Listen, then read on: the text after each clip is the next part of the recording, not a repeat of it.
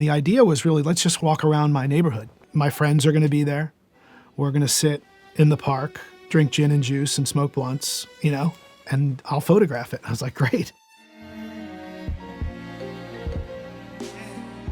This was clearly like the beginning of my career photographing musicians, and it was clear pretty quickly that this was like a classic record.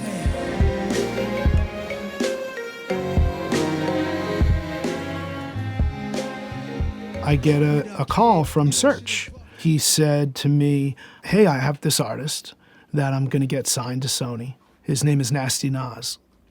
And I said, okay, and he's like, I gotta get you the tape.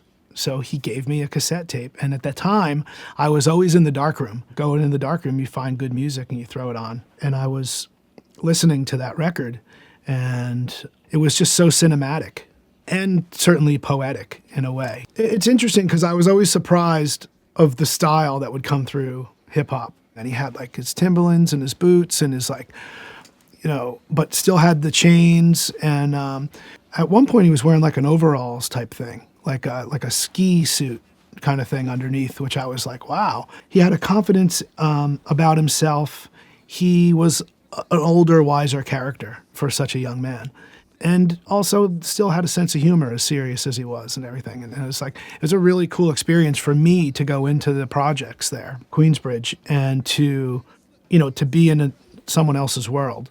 I'm a storyteller. So as a visual storyteller, I was photographing him, doing portraits, real simple, detail shots of like even his chains that he was wearing, maybe his hands, and the environment.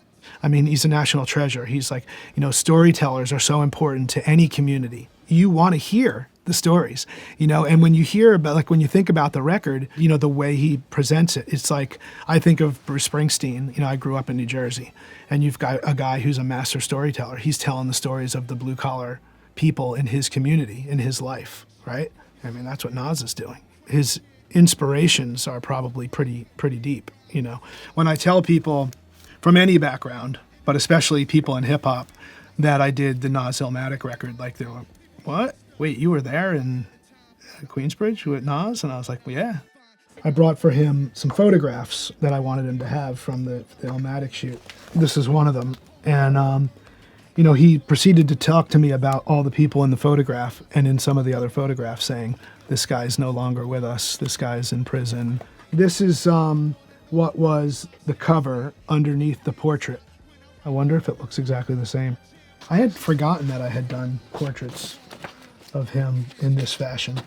I think it's cool, like, to go back and see, like, Faith Newman in there hanging with Nas, like the people who were supporting him were cultivating the culture at the time. I'm certain there was a lot of very impressed people, like One Love, for example, with Q-Tip produced that track, right? He must have been stoked to hear the symphony like recreate his beats and his style and flavor.